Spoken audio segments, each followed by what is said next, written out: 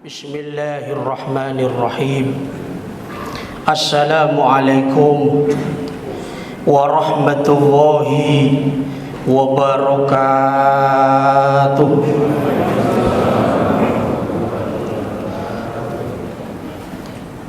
Alhamdulillahi rabbil alamin.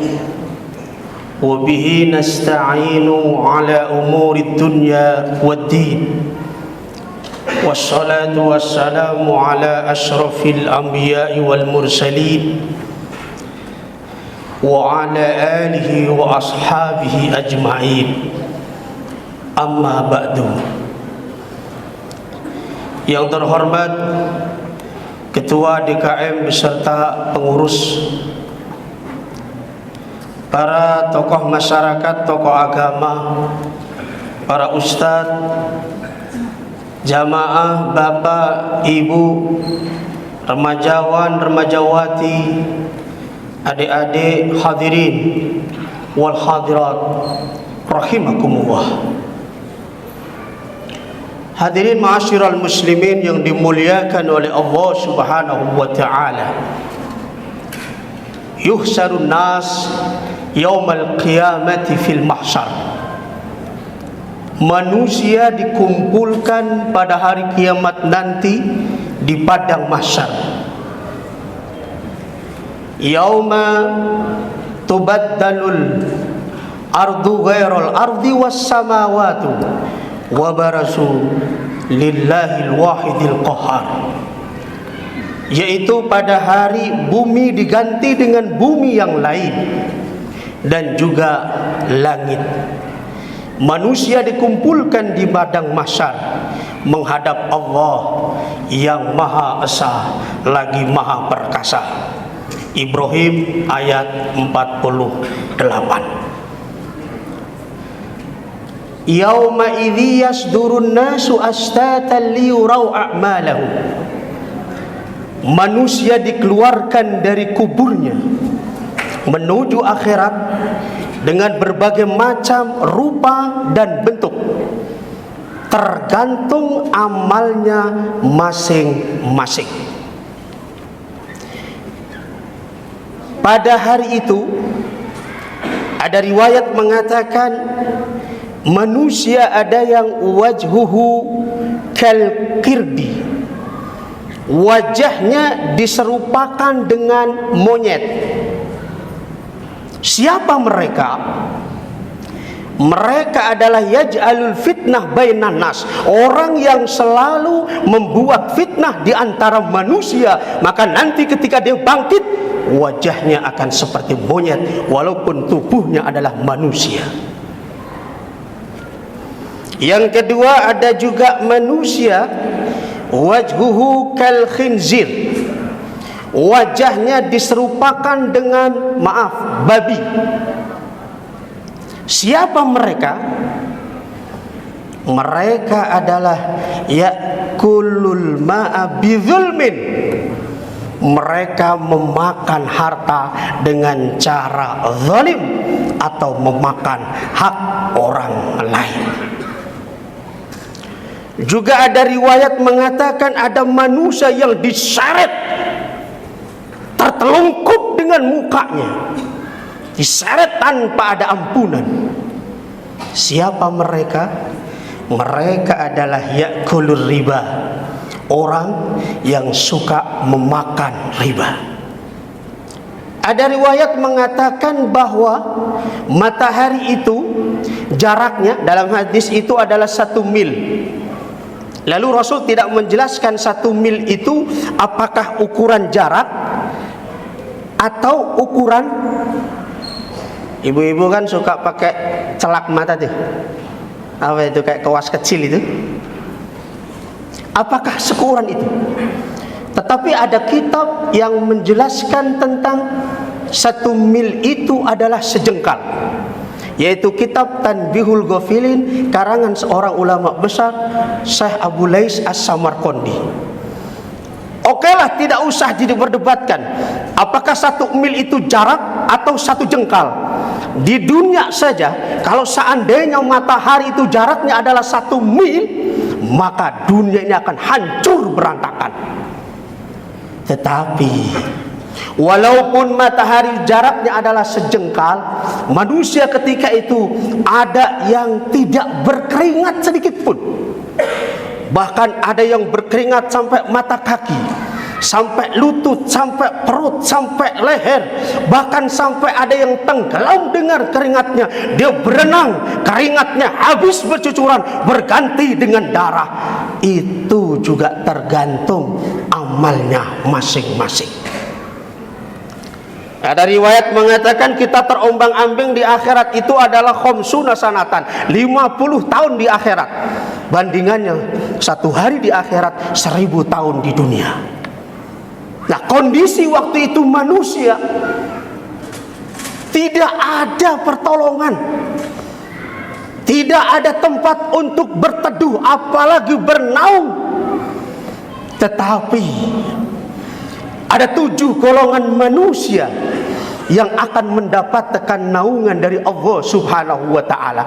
Di saat waktu itu manusia sedang kelaparan, dia teriak, atsan, atsan, haus, haus, ju', lapar, lapar, harun, panas, panas. Dia tidak sedikit pun merasakan hal itu.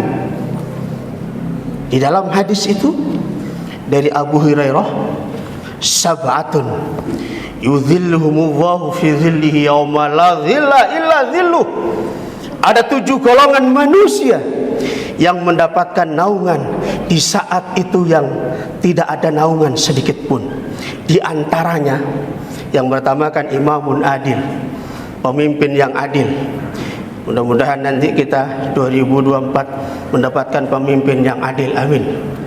Kemudian yang kedua, sabbun nas'a fi ibadatillah, anak muda yang selalu beribadah kepada Allah. Dan yang ketiga adalah warajulun qalbuhu mu'allakun fil masajid, seseorang yang hatinya yang selalu terpaut dengan masjid. Inilah pembahasan kita.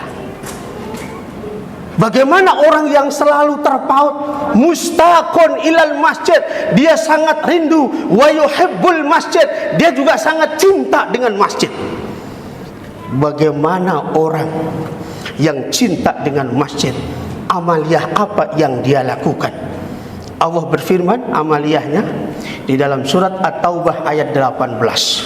Inilah amaliyah orang yang hatinya selalu terpaut dengan masjid. Innama ya'muru masajidallahi man amana billahi wal yaumil akhiri wa aqamas salata wa ataz zakata wa lam yakhsha illa Allah fa'asa ulaika ayyakunu minal muhtadin.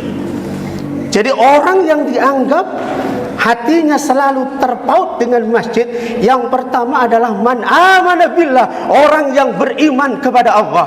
Maka ketika ada orang yang khutwatun ila khutwatin ilal masjid, satu langkah menuju ke masjid, fashadu lahul iman, saksikan bahwa dia beriman kepada Allah Subhanahu wa ta'ala. Kemudian yang kedua, bukan hanya datang ke masjid saja untuk tidur. Ya, tapi kalau memang dia capek ya silakan aja. Yang penting pada posisi yang benar. Artinya tidak mengganggu orang lain. Kalau ada orang tidur di masjid jangan dilarang, Pak, biarin. Masjid Jogokarian ya awalnya itu melarang. Begitu ada pengurus baru didobrak itu semua. Silahkan tidur di masjid. Silahkan, maaf, BAB di masjid silahkan. Tapi subhanallah, dengan diberikan kebebasan, orang memang awalnya dia tidur, tapi lama-lama dia malu, kemudian dia akan ibadah. Lalu dia awalnya numpang maaf ke toilet. Dia lebih mulia numpang toilet di masjid daripada maaf buang air besar di pinggir jalan. Makanya jangan sampai ada masjid yang toiletnya dikunci. Tapi di Jakarta ini, di Tangsel ini masih ada masjid yang toiletnya dikunci. Saya tidak setuju itu. Oh, kotor Pak Ustadz, bau. Ya kan, masjid kan punya umat, bau bisa dibersihin, kotor bisa dibersihin, WC mampet penuh bisa dibersihkan.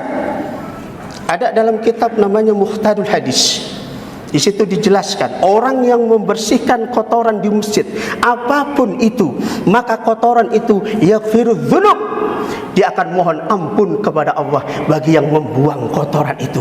Maaf Bapak, misalnya masuk ke toilet tiba-tiba kok bau, nggak usah teriak-teriak. Mana itu yang namanya merabot masjid, nggak usah. Di situ ada karbol misalnya, ada alat untuk membersih, bersihkan lillahi ta'ala. Walaupun maaf itu adalah sangat kotor sekali, itu adalah mulia. Kenapa? Karena kotoran itu memohon ampun kepada Allah bagi orang yang membersihkan. Wa aqamas shalah. Tetapi yang terpenting datang ke masjid adalah bukan untuk melakukan hal yang lain, dia melakukan ibadah sholat.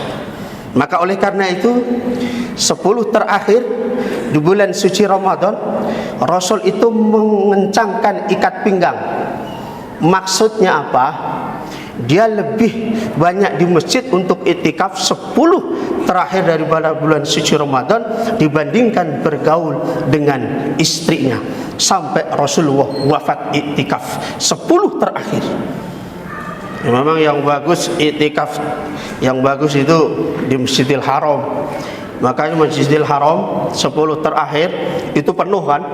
Penuh, membludak.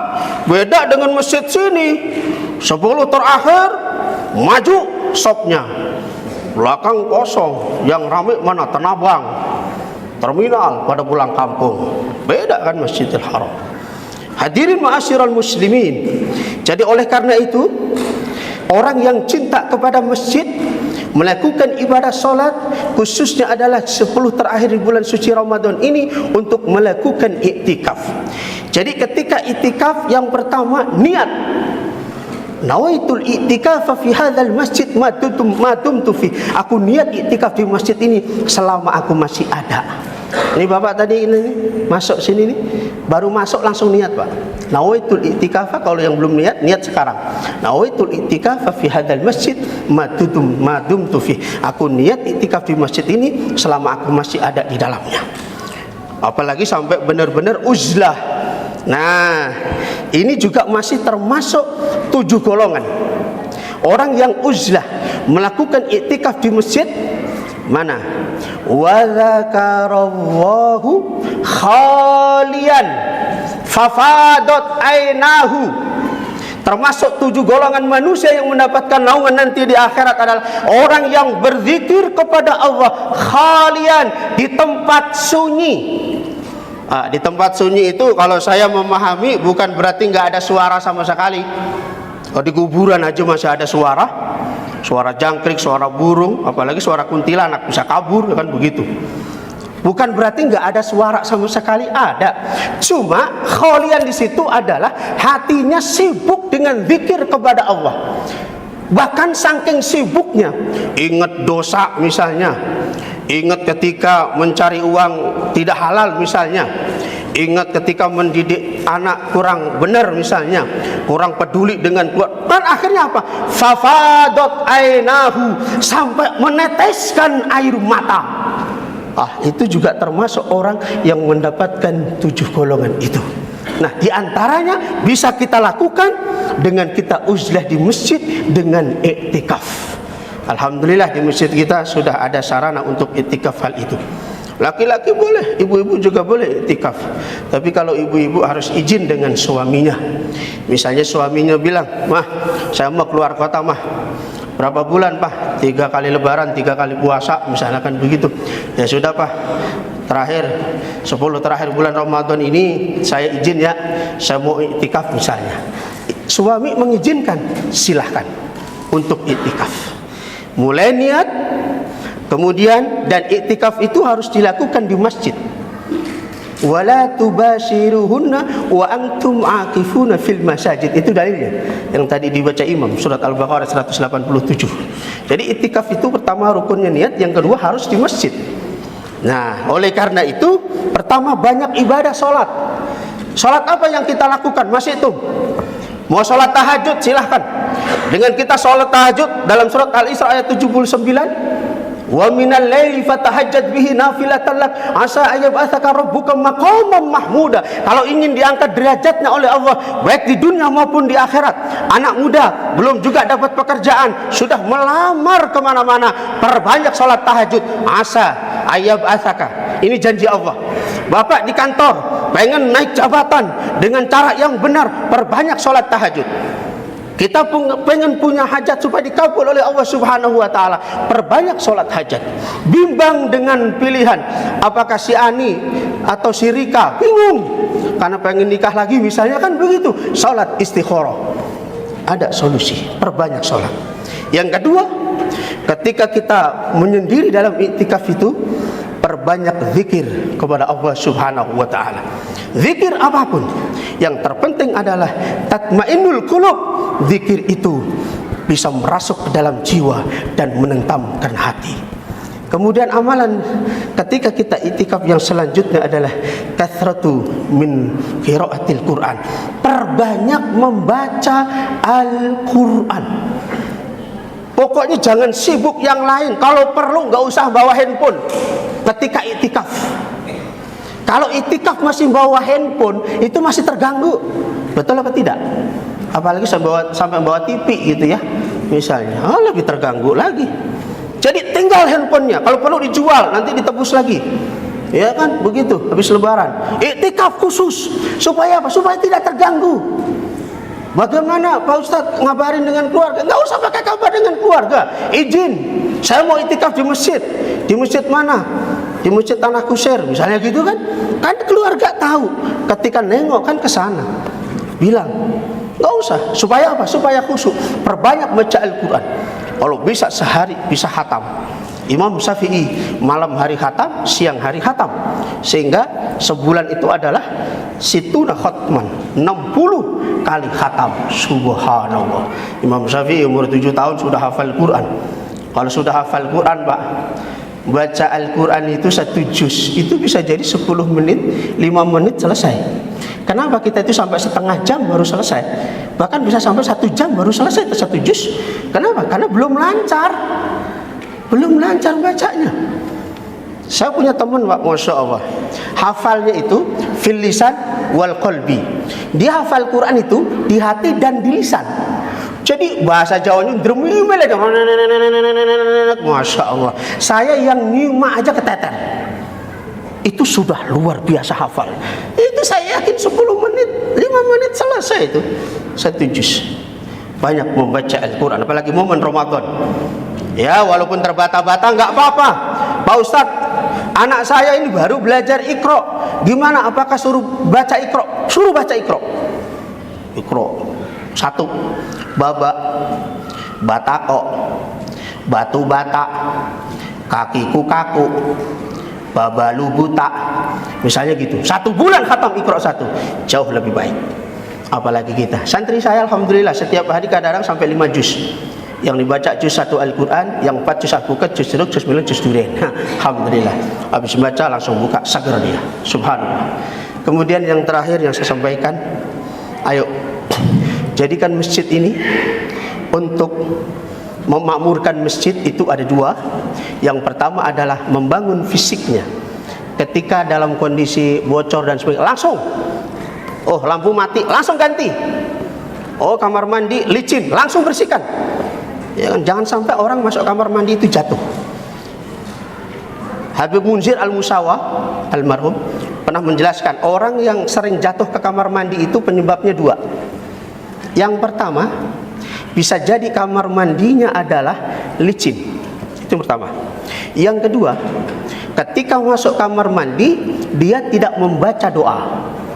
Kenapa? Karena di kamar mandi itu kathratus syaiton, banyak setan.